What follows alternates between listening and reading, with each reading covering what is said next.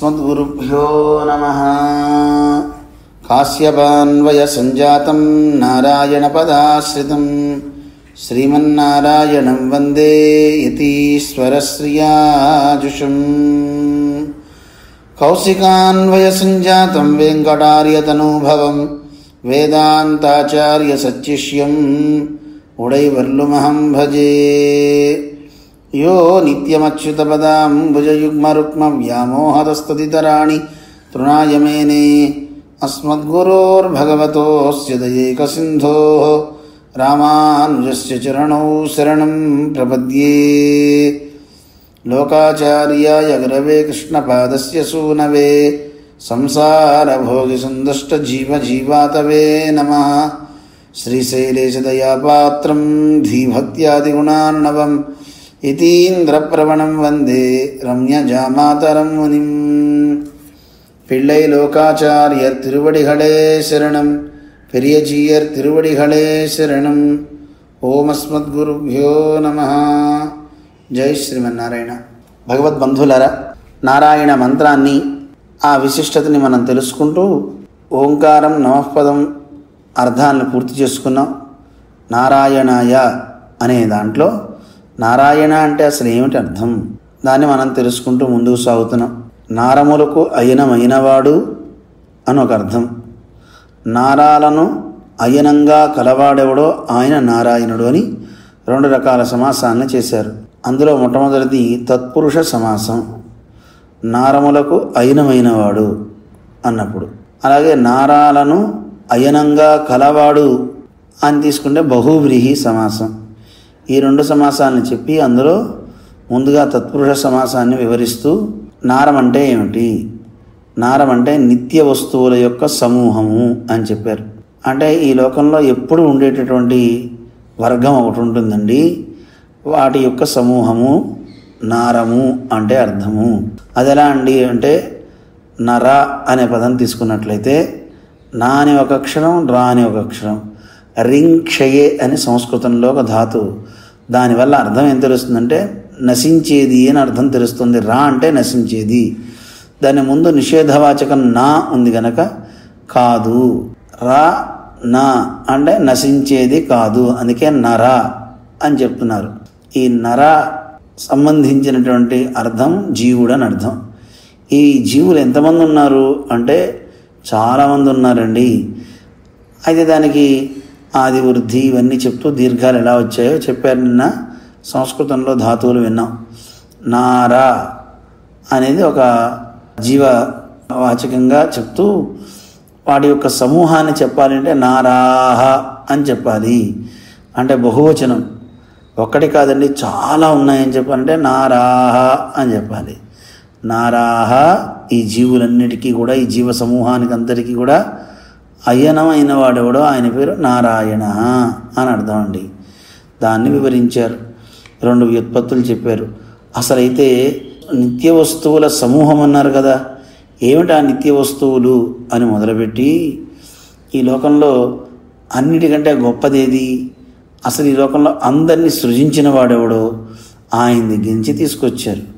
ఆయన ఎలాంటివాడు, ఆయన స్వరూపాన్ని నిరూపించేటటువంటి స్వరూప నిరూపక ధర్మాలని అంటారు. అంటే ఆ పరమాత్మ యొక్క స్వరూపం ఏమిటి ఆయన నిరూపించాలంటే జ్ఞానము, ఆనందము, అమలత్వము, అనంతత్వం అని మూడు రకాలైనటువంటి గుణాలు ఉన్నాయండి. ఇవి ఆయన యొక్క స్వరూప నిరూపకమైనటువంటి గుణాలని చెప్పారు. అయితే సరేనండి, పరమాత్మ అంటే ఏమిటో ఆయన స్వరూపం తెలిసింది. మరి ఆ నిరూపించినటువంటి ఆ పరమాత్మ యొక్క స్వరూపానికి ఉండే గుణాలు ఏమిటి, అది నిరూపిత స్వరూప విశేషాలు అని మనకి జ్ఞానం, శక్తి, ఐశ్వర్యము, బలము, తేజస్సు అంటూ ఒక 6 గుణాలను మనకి తెలియజేస్తారనమాట. ఆ గుణాలన్నింటినీ చెప్పారు. అయితే ఈ గుణాలతో ఉండే స్వామి చాలా గొప్పవాడు అంటున్నారే, మరి ఆయన అందరికీ అందుతాడా? అందరికీ అందేవాడండి. అందుకే ఆయనలో వాత్సల్యము, సౌశీల్యము, స్వామిత్వము, సౌలభ్యాది గుణాలు చాలా ఉన్నాయి అన్నారు. ఏంటి వాత్సల్యం అంటే, వత్స అంటే దూడ. ఆ దూడ పుట్టగానే దాని మీద ఉండే మాలిన్యాన్ని లాతి, గృహ్ణాతి, హాయిగా భోగ్యంగా స్వీకరించేస్తుందన్నమాట ఆవు. దూడ యొక్క మావి అంటారు. ఆ మాలిన్యాన్ని నాకేస్తుంది తానే. అలా సర్వేశ్వరుడు కూడా ఆశ్రయించుకున్న భక్తుల యొక్క దోషాలన్నింటినీ కూడా భోగ్యంగా స్వీకరిస్తాడు. ఆ గుణానికి పేరు వాత్సల్యము అని పేరు. ఇక సౌశీల్యము అనే ఒక గుణం ఉందండి. అసలు గుణం అంటేనే సౌశీల్యం అంటారు. ఏమిటది అంటే చాలా గొప్పవాడైన తక్కువ వారితో అరమరికలు లేకుండా కలిసిపోవడాన్ని సౌశీల్యము అంటారు. మహతో మందైస్సహ నీరంధ్రేణ సంశ్లేష అంటే రామచంద్రుని ఉదాహరణంగా మనకి చూపిస్తూ తాను చక్రవర్తి కుమారుడు, చాలా గొప్పవాడు. అయినప్పటికీ విద్య లేకపోయినా, ఆ పదవి సమానం కాకపోయినా, ధనం లేకపోయినా, అలాగే కులంతో సమానమైన వాడు కాకపోయినా అందరినీ ఆదరించాడు. అందరితో కలిసికట్టుగా ముందుకు నడిచాడు రాముడు. దాన్ని సౌశీల్యము అంటారు. అరే వీడి దగ్గర పదవి లేదే, వీడి దగ్గర ధనం లేదే, వీడి దగ్గర జ్ఞానం లేదే, ఇది రామునికి అవసరం లేదు. అందువల్ల ఆ సౌశీల్యం అనే గుణం స్వామికి ఉంటుంది అని రామావతారాన్ని చూస్తే మనకి తెలుస్తుందన్నమాట. అలా నారాయణుడికి సౌశీల్యం అనేది ఉంది. ఏమంటే ఇలా అందరితో అరమరికలు లేకుండా కలిసిపోతున్నాడు కదా, మరి ఆయన తక్కువైపోడా? లేదండి, తన స్వామిత్వాన్ని చక్కగా ప్రదర్శించుకోగలడు. ఎంతమందితో తానున్నా వాళ్ళ దోషాలు అంటించుకోడు, తాను అందరికంటే గొప్పగా ఉంటాడు స్వామి అని చెప్తున్నారు. అమ్మో, స్వామి అంటే మనం చేరగలుగుతామా అంటే సౌలభ్యం ఉందండి అని తనలో ఉండే సులభత్వాన్ని మనకు చూపించారు. ఇలాంటి కళ్యాణ గుణాలు ఎన్నో కలిగిన వాడు. సరే, ఇలాంటి కళ్యాణ గుణాలు అన్నీ ఉన్నాయి కదా, మరి గుణాలని ఆశ్రయించుకున్న గుణి ఎవరు? ఆయన ఎలా ఉంటాడంటే ఆయన దివ్యమంగళ విగ్రహాన్ని చెప్పారు. అంటే ఈ గుణాలన్నింటినీ కలిగినటువంటి ఆ స్వామి అద్భుతమైనటువంటి తిరుమేని కలిగినవాడు. అటువంటి దివ్య మంగళ విగ్రహంతో ఉన్నటువంటి స్వామి ఎలాంటిది? ఆయన దివ్యమంగళ విగ్రహం అని వర్ణిస్తూ అతి సౌకుమార్యం, అతి సౌగంధ్యం, అతి లావణ్యం, యవ్వనం, వీటిని చెప్పారు. ఇలాంటి గుణాలు ఆయనలో ఉన్నాయండి. దాంతోపాటు ఆ దివ్య సౌందర్యానికి, సౌకుమార్యానికి తగినట్లుగా ఉన్నటువంటి ఆభరణాలటండి. కిరీట నూపుర పీతాంబర కాంచీగుణ నూపురాది అపరిమిత అంటూ రామానుజు వారు వర్ణించారు కదా. అలాంటి దివ్యాభరణాలు ఎక్కడా తిరుమేని కందిపోకుండా ఉంటాయండి. అవి ఆ స్వామికి ఇబ్బంది పెట్టకుండా ఉండే ఆభరణాలు. ఎంత కష్టం, మనం ధరించే ఆభరణాలు మనకు గట్టిగా గుచ్చుకోవచ్చు, కానీ ఆయన సౌకుమార్యానికి, ఆయన దివ్యమంగళ విగ్రహానికి తగినట్టే ఉంటాయి తప్ప ఎక్కడ ఇబ్బంది అనే పెట్టవన్నమాట. అలాంటి దివ్య ఆభరణాల్లా ఉంటాయట ఆయుధాలు కూడా. ఆయన ధరించే ఆ ఆయుధాలు ఆభరణాలతో పాటుగా ఇవి ఆశ్రితులకి విరోధులన్నింటినీ తొలగించి పారేసేటటువంటి శంఖ చక్రాది ఆయుధాలు చాలా ఉన్నాయండి అన్నారు. మరి ఇంత గొప్ప స్వామి, ఇంత విశిష్టుడైనటువంటి స్వామి సౌందర్యము, సౌగంధ్యము అడవి కాచిన వెన్నెలేనా? లేదండి. ఆయనకి సాక్షాత్తు లక్ష్మీదేవి, భూదేవి, నీలాదేవి ఇలాగా వేల కొద్దీ పట్టమహిషులు ఉన్నారండి. వాళ్ళందరిలో ప్రధానమైనటువంటి ఆవిడ పెరియ పిరాట్టి అని పిలుస్తారు లక్ష్మీదేవిని. వీరంతా కలిసి ఆ స్వామి యొక్క ఆ సౌందర్యాన్ని చక్కగా అనుభవిస్తూ ఉంటారు. వీళ్లతో పాటుగా నిత్యసూరులని అనంత గరుడ విశ్వక్సేనాదులంతా ఉండి సూర్యజనం అంటారు. వీళ్ళు చక్కని సేవలు చేస్తుంటారు. ఏం చేస్తారు? సేవలు చేయడానికి ఉపకరణాలు ఏమిటండి అంటే ఛత్ర చామరాదులు. ఛత్రము, చామరము, నిన్న మనం చెప్పుకున్నట్టుగా పతద్గ్రహ పాత్ర, ఆయన తాంబూలం వేసుకోవడానికి ఒక పేటిక, ఇలాంటివన్నిటిని కూడా కలిగి ఉంటాయి. ఆభరణ ఆ స్వామికి కైంకర్యాలు చేసే పరికరాలు అమర్చేవి ఉన్నాయి. మరి ఇంత గొప్ప సౌందర్య రాశి ఇక్కడ ఉన్నప్పుడు ఆ జంటకి ఏ అమంగళాలు కలగకుండా రక్షణ చేసేటటువంటి భటులు కూడా కొంతమంది ఉన్నారు. వాళ్ళే ద్వారపాలకులు. చండ ప్రచండ భద్ర సుభద్ర ధాతృ విధాతృ జయ విజయులని వాళ్ళకి పేర్లు.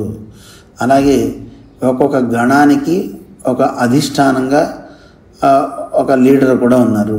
వాళ్ళకే గణాధిపతులు అని పేరు. కుముద కుముదాక్ష పుండరీక వామన శంకుకర్ణ సర్పనేత్ర సుముఖ సుప్రతిష్ఠితులు అని వాళ్ళకి పేరు. ఇలా వీళ్ళంతా ఉంటే వీళ్లతో పాటుగా నిత్యసూరులతో మేము సమానమేనండోయ్.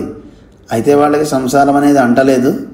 మాకు అంటిన దాన్ని స్వామి అనుగ్రహంతో, ఆచార్య అనుగ్రహంతో దాన్ని తొలగించుకొని ఆ ఒడ్డును చూసి మేము చక్కగా ఇక్కడికి వచ్చేసామండోయ్ అని ఇక్కడికి వచ్చినటువంటి ముక్తులు వాళ్ళంతా కూడా స్వామి యొక్క కైంకర్యాన్ని చక్కగా చేస్తూ ఉన్నారు.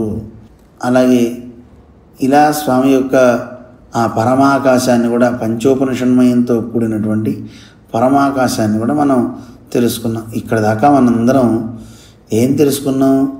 ఆ స్వామి యొక్క పరమపదం దాకా ఉన్నటువంటివన్నిటిని కూడా, ముక్తులు, నిత్యులు, వీళ్ళందరినీ మనం తెలుసుకున్నాం. ఇది పరమపదం అన్నమాట. ఇక లీలా విభూతి ఏదైతే ఉందో ఆ లీలా విభూతిని వర్ణిస్తున్నారు. లీలా విభూతి ఉల్లవత్తై అరుళిచ్చిగిరార్. లీలా విభూతిలో ఉన్నది ఏమిటి అంటే ప్రకృతి. మనకి వివరించారు కదా, ప్రకృతి అంటే ఏమిటండి? ప్రకృతి యావదు గుణత్రయాత్మకతయా సమూహాత్మికయ్యా ఇరుక్కుం మూల ప్రకృతి అని ఆ మూల ప్రకృతిని వివరిస్తున్నారు. ఎలాంటిది ప్రకృతి? సత్వ రజస్తమో గుణాలతో కూడి ఉంటుంది. అలాంటి ఈ ప్రకృతి కూడా మూడిటితో కూడి ఉంది కదండి అని ఆచార్య పిళ్ళై కూడా తెలియజేశారు. ఇది కూడా ఒక సమూహము. ఇక బద్ధాత్మలంటే ఎవరు? వాళ్ళ గురించి వివరిస్తున్నారు. ఉరైమిజిగిల్ పొన్ పోలే ఈ ప్రకృతిக்குళ్ళే ఉరుమాయందు కిడక్కిర ఆత్మాకళ్. బద్ధాత్ములు అంటే మనందరం ఈ సంసారంలో చిక్కుకున్న వాళ్ళం. ఎలా ఉన్నామంటే మనందరం బంగారాన్ని మనం చూస్తూ ఉంటాం కదా, ఆ బంగారాన్ని ఎవరన్నా తీసుకువెళ్ళి కంసాలికి ఇచ్చారనుకోండి, అతను ఏం చేస్తాడు? దాన్ని పరీక్ష చేస్తాడు. ఆ సానరాయి మీద పెట్టి వాటిని అలా గీస్తూ ఉంటాడు. అలా గీసినప్పుడు దాంట్లో కొన్ని చిన్న చిన్న బంగారపు తునకలు ఉండిపోతాయటండి. ఆ గీటురాయి లోపల ఉన్నటువంటి బంగారపు చిన్న చిన్న బిందువులు లాంటి ప్రకాశంలాగా ఉంటాం ఈ ప్రకృతిలో మనందరం. అంటే వాటికి రూపం అనేది అంత అందమైనటువంటి ప్రకాశం ఉండదు, గీటురాయిలో ఉండిపోతుంది కదా. అలా మనం కూడా ఈ సంసారంలో ఎలా ఉన్నాము అంటే మనకున్నటువంటి జ్ఞానము, ఆనందం అనేవి కప్పబడిపోయి ఉన్నాయి. కానీ బంగారం బంగారమే, కానీ ఆ గీటురాయిలో ఉన్నప్పుడు తెలియదు మనకి. అలాగే ఈ ప్రకృతిలో మనం కూడా పడి జ్ఞానానందాలు అనేవి ప్రకాశించకుండా ఉన్నాయి. అలాంటి బద్ధాత్ములు అంటే వీళ్ళండి. ఇక కాలం అన్నారు కదా, కాలం అంటే ఏమిటి? అహోరాత్రాది విభాగయుక్తతయా సమూహాత్మకమా ఇరుక్కుం అచిద్విశేషం. కాలం అనేది ఒక అచిత్ అంటారు. ఎలా ఉంటుంది అది? అహోరాత్రాది, పగలు, అహస్సు అంటే పగలు, రాత్రి అంటే రాత్రి, మనకి తెలుస్తున్నాం. పగలు రాత్రి అనేటి విభాగంతో ఇది కూడా ఒక విశేషంగా ఉందండి, ఒక సమూహంగా. అహోరాత్రాది విభాగங்கள் అనేకమాగయ్యాలే காலமும் సమూహాత్మకమాயிருக்கும் ఎన్నిరే ఇదుక్కుం ఆచాన్ పిళ్ళై అరళిచ్చేది. ఆచాన్ పిళ్ళై అనేవారు చెప్పారు, ఏమండి పగలు రాత్రి అనేటి విభాగాలతో ఉంది కదా, అహశ్చ రాత్రిశ్చ కృషిశ్చ వృష్టిశ్చ అంటూ వేదం మనకి వివరిస్తుంది. అంటే దీంట్లో కాల గణనం చేస్తూ జాములను ఉన్నాయి. అలాగే మనకి దీంట్లో క్షణం దగ్గరించి మొదలు పెడితే నిమేషం దగ్గరించి మనం తీసుకున్నట్లయితే దీంట్లో కూడా గంటలు, ఆ గంటల తర్వాత జాములు, జాముల తర్వాత యామములు, ఇలా అన్నీ తీసుకుని పగలు రాత్రి అనే విభాగం అంతా ఉంది. కానీ ఇది కూడా ఒక సమూహమే, కాలం కూడా అని ఆచార్య పిళ్ళై తెలియజేశారు. ఆగా ఇవ్వళవం స్వరూపేణ నిత్యంగళాన వస్తుக்களை சொல்லி இனிமேல் பிரவாகரூபேண நித்தியங்களை சொல்லுகிறது. ஸ்வரூபேண நித்தியத்துவமாவது సత్తాన పదార్థத்தினுடைய ఉత్పత్తి వినాశాత్యంతాభావం. ఇవ్వళవం స్వరూపేణ, ఇప్పటిదాకా కూడా స్వరూపంతో నిత్యంగా ఉన్నటువంటి వస్తువులన్నింటినీ చెప్పి ఇక ప్రవాహతో నిత్యంగళై చొలిగిరదు, ప్రవాహ రూపంతో నిత్యంగా ఉన్న వాటిని చెప్తున్నారు అన్నారు. ఏమిటి కొంచెం మనకు అర్థం కావాలి. స్వరూపం చేత ఎప్పటికీ కూడా మార్పు చెందకుండా ఉండే వాటిని మనకి ఇప్పటి వరకు చెప్పేశారు. ఇప్పుడు ఇక చెప్పేది అంటే ప్రవాహ రూపేణ. ప్రవాహ రూపం అంటే వెళ్ళిపోతూ ఉంటుంది, కాలంలో పడిపోతూ ఉంటాయి, మళ్ళీ కొత్త వస్తూ ఉంటాయి. అంటే ఇప్పుడు ఒక నది దగ్గరికి మనం చేరామనుకోండి, ఆ నది దగ్గరికి చేరినప్పుడు నీళ్ళు నిండుగా ఉన్నట్టు కనపడుతుంది. కానీ ఇప్పుడు మనం దర్శించే నీళ్లు ఇంతకుముందు దర్శించిన నీరా కాదు, ఆ నీరు వెళ్ళిపోయింది, కొత్త నీరు వచ్చి చేరింది. మళ్ళీ ఇప్పుడు చూస్తున్న నీరు వెళ్ళిపోతుంది, ఇంకో నీరు వచ్చి చేరుతుంది. అది ప్రవాహతో నిత్యత్వం. ముందు వెళ్ళిందాన్ని నీరే అన్నాం, ఇప్పుడు చూస్తుంటే కనపడుతుంది నీరే, అది పోతుంది, దాని తర్వాత వచ్చి చేరేది నీరే. అంటే అక్కడ పేరులో ఏ రకమైనటువంటి తేడా లేదు, రూపంలోనూ తేడా లేదు, కానీ ఉన్న వస్తువు మాత్రం అది కాదు. ఆ దర్శించింది వెళ్ళిపోతుంది నీరు. దాన్ని ప్రవాహతో నిత్యత్వం అంటారు. ఈ లోకంలో చూస్తూ ఉంటే చాలామంది వెళ్ళిపోతూ ఉంటారు, కానీ మళ్ళీ ఇంకో తరం వస్తుంది. దీన్ని ప్రవాహతో నిత్యం అంటారనమాట. ఇలా ఉన్న వాటి గురించి అంటే వాటికి ఉత్పత్తి వినాశనం రెండు ఉంటాయి. ఉన్నప్పటికీ కూడా అంటే కొత్త నీరు వస్తుంది, వచ్చినప్పుడు అది పుడుతుంది, కానీ వచ్చిన నీరు ఉంటుందా, అట్లా వెళ్ళిపోతుంది వినాశనం. కానీ మళ్ళీ ఇంకో నీరు కనపడుతుంది. అది అలా నిండుగా ఉందండి నీరు అంటున్నాం. నిండుగా ఉన్న నీరు మొదట చూసిన నీరు కాదు, అది వెళ్ళిపోతున్నా కొత్త నీరు వస్తుంది, పాత నీరు పోతుంది. దాన్ని ప్రవాహతో నిత్యం అంటారనమాట. ప్రవాహ రూపేణ నిత్యత్వమావదు ఉత్పత్తి വിനാശയോഗിയാക നിற்கச்செய்தேயும் పూర్వకాలத்திలుండాన నామ రూపంగళాదిകളുடைய అనన్యథాభావం. ఇందాక మనం చెప్పుకున్నాం కదా, ఉత్పత్తి వినాశం ఈ రెండు ఉన్నప్పటికీ కూడా పూర్వకాలంలో మనం చూసినటువంటి ఏ వస్తువు అయితే ఉందో ఆ వస్తువు ఇప్పుడు ఉండట్లేదు, కానీ నామము రూపము ఏమాత్రం మారకుండా అదే కనబడుతుంటే దాన్ని ప్రవాహతో నిత్యత్వం అంటారు. వాటిని తెలియజేస్తున్నారు. ఇది మహదాది వికారంగళావన. మహదాది వికారాలు అన్నారు. అవేంటివండి అంటే మహత్తత్వం തുടങ്ങ పృథివ్యడవాగ ఉండాన 23 తత్వము. మహత్తత్వం దగ్గర నుంచి ఆరంభిస్తే పృథివీ మొదలైనటువంటివన్నీ ఉన్నాయి కదా, పంచభూతాలు ఇవన్నీ, ఇవి తత్వాలన్నింటినీ చెప్తున్నారు. 3 తత్వము ఎన్ని 23 తత్వము, 23 తత్వాలు అని ఆ తత్వాలని తెలియజేశారు. అవి ఒక సమూహము. ఇక అండంగళావన, అండాలంటే ఏమిటి అనే దాని గురించి కూడా వివరిస్తున్నారు.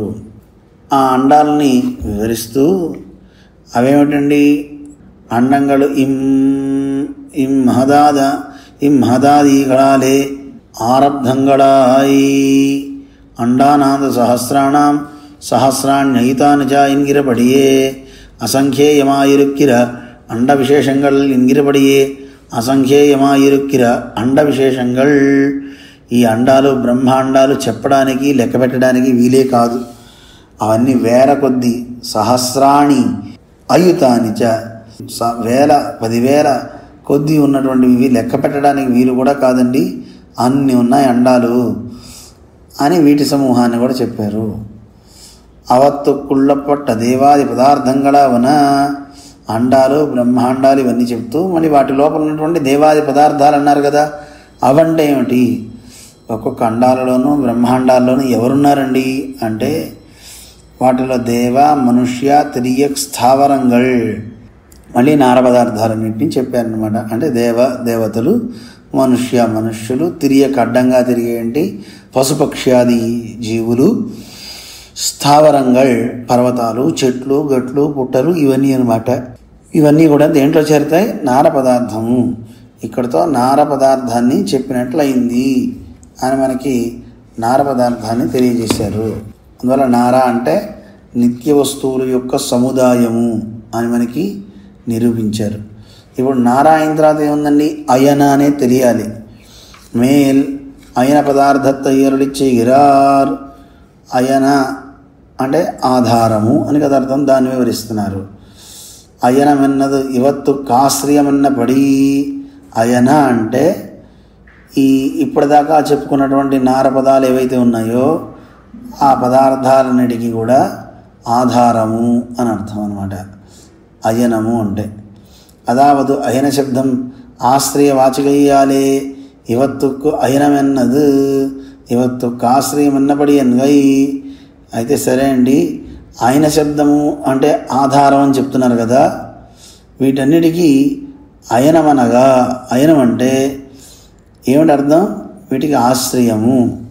వీటన్నిటికీ కూడా అంటే నారాలన్నిటికీ ఇప్పటిదాకా చెప్పినటువంటి నారాలన్నిటికీ కూడాను ఈ జీవ సమూహానికి మొత్తానికి కూడా ఆధారం ఆయనే. బహువ్రీహి సమాసార్థత్తయ్యరుడి చేగిరార్. బహువ్రీహి సమాసాన్ని చెప్తున్నారు. అంటే ఇక్కడ దాకా తత్పురుష చెప్పారు, ఈ వీటన్నిటికీ ఆధారమైనవాడు అని. ఏమండి, వేటికి నారాలన్నిటికీ ఆధారమైనవాడు కనుక ఆయన మీద ఆధారపడి ఉన్నాయి అవన్నీ. ఇది బహిర్వ్యాప్తి అనే చెప్తారనమాట. అంటే బయట ఉండి వాటికి ఆధారంగా ఉంది. ఇప్పుడు బహువ్రీహి ఏం చెప్తుంది అంటే, బహువ్రీహి అంటే ఆ నారములను ఆధారముగా కలవాడు అని అర్థం అండి. ఈ నారములు సకల ప్రాణులకి కూడా అంటే ఈ జీవవర్గానికి సమూహానికి అన్నిటికీ కూడా వీటన్నిటినీ ఆధారంగా కలవాడంటే వాటి మీద ఆయన ఆధారపడ్డాడు. అందువల్ల ఆయన అంతర్యామి తత్వాన్ని బహువ్రీహి చెప్తున్నాడు. పైన మనకి చెప్తారు, ఇప్పుడు మీకు తెలుస్తుంది కదా అని ఒక మాట చెప్తున్నాను అనమాట. అదావదు ಇವತ್ತು ಕಾಶ್ರಿಯಮೆನ್ನು ತತ್ಪುರುಷಮಾಗ ಸೊಲ್ಲಿಹೈ ಎನ್ನಿಕ್ಕೆ ಇವೈ ತನ್ನೈ ಆಶ್ರಯಮಾಗ ಉಡೆಯವನ್ ಎನ್ನು బహువ్రీహియాగ సొల్లవమామెన్గై. ఈ నిత్య వస్తువుల యొక్క సముదాయం అంతా కూడా వీటన్నిటికీ ఆశ్రయమైనవాడు అని తత్పురుష చెప్పి, అలాగే వీటన్నిటినీ ఆధారంగా కలవాడు అని బహువ్రీహిని చెప్తున్నారు. ఇవత్తు కాశ్రయం ఎన్గిరవిడத்தில் గుణంగళయ్యం సొల్లిత్తేయాగిலும் ఇవై తన్నై ఆశ్రయమాగ ఉడయవన్ ఎన్గిర విడத்தில் గుణంగళై విజయ చొల్ల వేణం. ఇక్కడ ఒక చిన్న మాట చెప్తున్నారు. ఇక్కడ నారాయణ అనే పదం చేత మనకి చెప్తూ, నార పదంలో గుణాలు కూడా వచ్చినాయి కదా. తత్పురుష సమాసం చేత మనం తీసుకున్నట్లయితే ఈ గుణాలకు కూడా ఆశ్రయం ఎవరో ఉండాలి. గుణాలు ఎప్పుడూ సొంతగా ఉండవు కదా. గుణాలు ఆశ్రయించి ఉంటాయి. ఎవరైనా ఉంటాయి? గుణిని ఉంటాయి. అంటే ఆ గుణాల కలవాడిని ఆశ్రయించి ఉంటాయన్నమాట. అందువల్ల గుణి అంటాం కదా. అవయవాలన్నీ అవయవిని పొంది ఉంటాయి. అంటే ఈ శరీరంలో ఉన్న అవయవాలన్నీ ఎవరిని పొంది ఉంటున్నాయి? మనల్ని పొంది ఉంటున్నాయి. అలాగే గుణాలన్నీ కూడా ఎవరినో ఒక వ్యక్తి ఆశ్రయం ఉండాలి. అలా ఆయన్ని ఆశ్రయించి ఉన్నాయి అని తత్పురుష సమాసంలో బాగానే ఉంది. కానీ బహువ్రీహి దగ్గరికి వచ్చేటప్పుడు గుణాలని వదిలి చెప్పాలి. అంటే ఎలాగా చూడండి, ఈ నారపదాల్లో గుణాలు కూడా ఉన్నాయి కదా. ఈ గుణాలన్నీ ఆయన మీద ఆధారపడి ఉన్నాయి అని చెప్పడం వల్ల తత్పురుష బాగానే ఉంది. కానీ బహువ్రీహిలో చెప్తున్నాం అనుకోండి, అంటే గుణాలకు కూడా అంటే ఆ గుణాలలో ఆయన ఉండేవాడని చెప్పామనుకోండి, అక్కడ బహువ్రీహి పోతుంది. అక్కడ గుణాలను వదిలేయాలి. ఎందుకంటే నారములకు ఆధారమైన వాడు అని తత్పురుషులో బాగానే ఉందండి. ఈ గుణాలు కావచ్చు, చేతన వర్గం కావచ్చు, వీటన్నిటికీ ఆయన ఆధారం, ఆయన మీదే ఆధారపడి ఉన్నాయి అవన్నీ. కానీ బహువ్రీహిలో ఏం చెప్తున్నారంటే, ఈ గుణములను ఆధారంగా కలవాడు అన్నాం అనుకోండి, ఆ గుణాల లోపల కూడా స్వామిలో కూర్చోవాలి. అవి దోషము, అలా చెప్పకూడదండి. అందువల్ల గుణాన్ని ఇక్కడ వదిలిపెట్టాలి అని చెప్తూ, ఆ గుణంగళుకు వ్యాప్యత్వం సొల్లమళవిల్ ఆత్మాశ్రయం అనవస్థయుమాగిన దోషంగా పిరమయ వరుమాఘయ్యాలే. ఇక్కడ కనుక అలా చెప్తే ఆత్మాశ్రయ దోషం అని ఒకటి, అనవస్థ అని ఒక దోషం ఒకటి, ఈ రెండు వస్తాయి అని చెప్తున్నారు. అందువల్ల ఇవి జాగ్రత్తగా చూసుకోవాలి. ఆత్మాశ్రయం అంటే పరమాత్మ తన గుణాల్లోకి వ్యాపించాడు అని చెప్పామనుకోండి, అలా వ్యాపించేస్తే తనకి తానే అంటే ఆ గుణాల్లోనూ తానున్నాడు, మళ్ళీ ఆ గుణాల లోపల ఆ గుణాల విడిగా గుణాలు ఉన్నప్పుడు ఆ గుణాల్లో కూడా తాను ఉన్నాడు, మళ్ళీ తాను ఆ గుణాల్లో వ్యాపించి ఉన్నాడు. ఇలా చెప్పడం వల్ల ఏమైపోతుంది? వ్యాపించబడేవి గుణాలే, వ్యాపించేటటువంటి గుణాల్లో కూడా ఆయనే ఉంటే తనకు తానే ఆధారము ఆధేయం అవుతున్నాడు. ఇది ఆత్మాశ్రయ దోషం అంటున్నారు. అంటే జాగ్రత్తగా మళ్ళీ ఒకసారి తెలుసుకుందాం. పరమాత్మ ఈ గుణాల్లో వ్యాపించాడు అని చెప్తే, వ్యాపించడానికి ముందు గుణాలన్నీ కూడా ఆయన కూడా గుణాలు కలిగిన వాడే కదా. పరమాత్మ గుణాలు కలవాడండి. గుణాలు కలవాడైనప్పుడు మళ్ళీ ప్రత్యేకించి గుణాలు ఉన్నాయి కదా, ఆ గుణాల్లో వ్యాపించి ఉన్నాడు అని అంటే ఆత్మాశ్రయ దోషం అవుతుంది కదా. అందువల్ల తనకు తానే ఆధారము ఆధేయము అనేది ఆత్మాశ్రయ దోషం అంటారు. అలా కుదరదు. జాగ్రత్తగా మళ్ళీ ఒకసారి చెప్తా వినండి, కొంచెం కన్ఫ్యూజ్ అవుతుంది. గుణాలన్నీ కూడా చెప్పారు. స్వామిత్వము, సౌశీల్యము ఇలాంటి గుణాలన్నీ కలవాడు పరమాత్మ. ఎప్పుడు గుణ విశిష్టుడయ్యే ఉంటాడు పరమాత్మ. అందువల్ల గుణాలకు కూడా ఆధారం పరమాత్మే అని చెప్పారు. అంటే పరమాత్మ గుణ విశిష్టుడు. ఇప్పుడు బహువ్రీహి సమాసం దగ్గర వచ్చిన చిక్కు ఏంటంటే, బహువ్రీహి చెప్పేటప్పుడు ఈ నారములకు ఆధారం అంటే నారాలను ఆధారంగా కలవాడు అంటే వీటన్నిటినీ ఆధారంగా కలవాడంటే ఈయన వాటి మీద ఆధారపడుతున్నాడు అంటే వాటి లోపల ఉంటున్నాడని అర్థం. అదే తత్పురుష సమాసంలో ఏం చెప్తున్నారు? నారములకు ఆధారమైన వాడు, వాటికి ఈయన ఆధారమయ్యాడు కింద. ఏమండి, ఇప్పుడు పుస్తకాలు పెట్టామండి, పుస్తకాలని ఆధారంగా ఈ బల్ల కలిగి ఉంది అని చెప్పాం. ఏమండి, అప్పుడు బల్ల మీద పుస్తకాలు ఉన్నాయి. ఏమండి, అలా చెప్పినప్పుడు బహిర్వ్యాప్తి అయింది. ఇప్పుడు ఏం చెప్తున్నాం? పుస్తకాలలో కూడా బల్ల ఉంది అన్నాం. పుస్తకాల్లో బల్ల ఉండడం అంటే బొమ్మ వేసి పెట్టామండి, పుస్తకాల్లో కూడా బల్ల వేసాం అంటే ఇప్పుడు పుస్తకం లోపల బల్ల ఉందా లేదా? అది అంతర్వ్యాప్తి. ఇప్పుడు మీకు అర్థం అవడం కోసం ఊరికే నేను చెప్తున్నా. అలాగా పుస్తకములలో బల్ల అన్నాం ఒకటి, అదే బల్ల మీద పుస్తకాలు. ఇక్కడ పుస్తకాలకు ఆధారమైనది ఏదో అది బల్ల అన్నాం. అలాగే పుస్తకాన్ని ఆధారంగా కలదేదో అది బల్ల అన్నాం. అంటే ఏమర్థమైంది? పుస్తకాలకు ఆధారమైనది బల్ల అన్నప్పుడు బయట మనకు కనపడుతుంది బల్ల. ఏమండి, బల్ల మీద పుస్తకాలు ఉన్నాయి అని అర్థం. పుస్తకములే ఆధారంగా కలిగి ఉంది బల్ల అని అంటే పుస్తకం లోపల ఉందన్నమాట ఆ బల్ల. బొమ్మ వేసి పెట్టాడు అనుకోండి, సపోజ్ ఉదాహరణకి. అలా ఇక్కడ నారాయణుడు కూడా ఏమిటి ఈ పదం యొక్క అర్థం అంటే, నారాయణ అన్నప్పుడు నారా అంటే జీవసమూహము, నిత్య వస్తువుల సమూహాన్ని ఆధారంగా కలవాడు అంటే బహిర్వ్యాప్తి. ఆయన మోస్తున్నాడు వాటన్నిటినీ. ఆయన లేకపోతే వాటికి సత్త ఉండదు. ఇప్పుడేం చెప్తున్నారు? బహువ్రీహితో ఈ నారములలో ఈ నారములను ఆధారంగా కలవాడు, నారాలను ఆధారంగా కలవాడు అంటే ఈ జీవులని నిత్య వస్తువు సమూహాన్ని మొత్తాన్ని కూడా ఆధారంగా కలవాడు అంటే ఈయనకి అవి ఆధారమైనవి అన్నమాట. అంటే ఆయన లోపల ఉన్నాడు, అంతర్వ్యాప్తి అంటున్నారు. ఇలా చెప్పేటప్పుడు గుణాలు వదిలిపెట్టండి అంటున్నారు. వదలకపోతే ఏమవుతుంది అంటే, మామూలుగా తత్పురుష సమాసం చేత ఈ గుణాలన్నీ ఆయన మీద ఆధారపడ్డాయి, బాగుంది. కానీ ఇప్పుడు బహువ్రీహి చెప్పేటప్పుడు గుణాలలో కూడా ఈయన ఉంటాడు అని చెప్పాలా? అలా చెప్పకూడదు. ఎందుకంటే గుణాలన్నీ ఆయన కలవాడు కదా, ఆయనలోనే గుణాలు ఉన్నప్పుడు మళ్ళీ ప్రత్యేకంగా ఈ గుణాలన్నిట్లోనూ ఆయన చేరి ఉండాలి. బయట ప్రతి గుణంలోనూ ఆయన చేరి ఉంటే, బహువ్రీహి అంటే ఆయన లోపల ఉంటే, ఆ లోపల ఉన్నటువంటి స్వామిలో కూడా గుణాలు ఉన్నాయి కదా, మళ్ళీ ఆ గుణాల్లో కూడా స్వామి చేరాలి కదా. చేరిన తర్వాత మళ్ళీ ఆయన కొన్ని గుణాలు కలిగి ఉంటాడు కదా. ఇలా అనవస్థ అనే ఒక దోషం ఏర్పడుతూ ఉంటుంది. అందువల్ల ఆ దోష పరిహారం చేయాలి అంటే నాయన ఇదిగో ఇక్కడ చెప్తున్నాం కదా, ఈ గుణాన్ని వదిలిపెట్టండి అని చెప్పి అనవస్థ ఇలాంటి దోషాలన్నీ రాకుండా ఉండాలి అంటే ఇదిగో ఇది చెప్పవలసింది.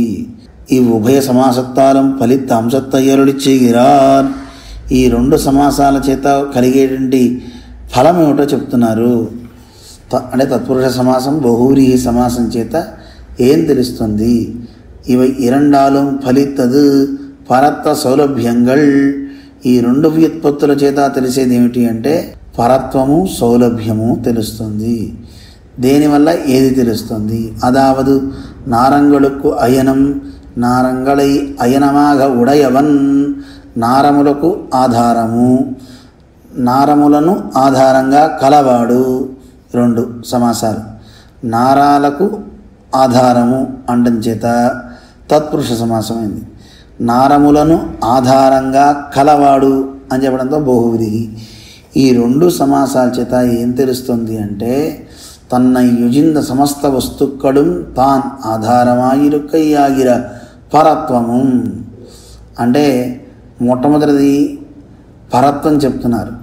ఈ నారములన్నిటికీ కూడా ఆయనే ఆధారము అని చెప్పారంటే ఈయన పరుడు అని చెప్పేశారండి. అంటే చాలా గొప్పవాడు పరత్వం, ఇందులో చాలా గొప్ప పరుడండి ఈయన అని పరత్వాన్ని చెప్పారు. అంటే అందనివాడు అందరికీ. ఇప్పటి పెరియనాన తాన్ సకల చేతనంగళిலும் தன்னை அமைத்து கொண்டு పొక్కిరుక్కయ్యాగిర సౌలభ్యత్తయ్యం ఎన్వై. ఇక బహువ్రీహి సమాసం చేత ఏం చెప్తున్నారు అంటే ఈ సమస్త వస్తుజాతం ఏదైతే ఉందో చేతనాలు కావచ్చు అచేతనాలు కావచ్చు వీటన్నిటినీ ఆధారంగా కలవాడు అంటం చేత వాటి లోపల ఉన్నాడు, అంతర్యామిత్వము అంటారు. అందువల్ల అన్నిటి లోపల అమరి ఉన్నటువంటి ఆ సౌలభ్య గుణం, ఎంత సౌలభ్యం అండి, స్వామి మనందరి హృదయాల్లో ఉన్నాడే అనేటువంటి ఒక సౌలభ్యాన్ని చెప్తుంది ఈ బహువ్రీహి సమాసం చేత నారాయణ అంటే. అందుకే అంతర్బహిశ్చ తత్సర్వం వ్యాప్య నారాయణ స్థిత అని కదా వేదం చెప్తుంది. இன்னமும் ஒரு பிரகாரத்தாலும் இந்த పదద్వయ ఫలితంగళை అరుళిచ్చిగార్. ఇంకా కూడా ఒక అందమైనటువంటి అర్థాన్ని తెలియజేస్తున్నారు. అంతర్యామిత్వము, ఉపాయత్వము, ఉపేయత్వము ఆఘౌమాం. ఈ నారాయణ పదం చేత మనకేం తెలుస్తుంది? లోపల వ్యాపించి ఉండడం తెలుస్తుంది. ఆయనే సాధనము, ఆయనే ఫలము అనేది కూడా తెలుస్తుంది. ఎలా అనేది మనం తెలుసుకుంటూ సాగుదాం. ఓం అస్మద్గురుభ్యో నమః. పిళ్ళై లోకాచార్యర్ తిరువడిகளே శరణం. பெரிய ஜீயர் திருவடிகளே சரணம். ஜெய் ஸ்ரீமன்னாராயண.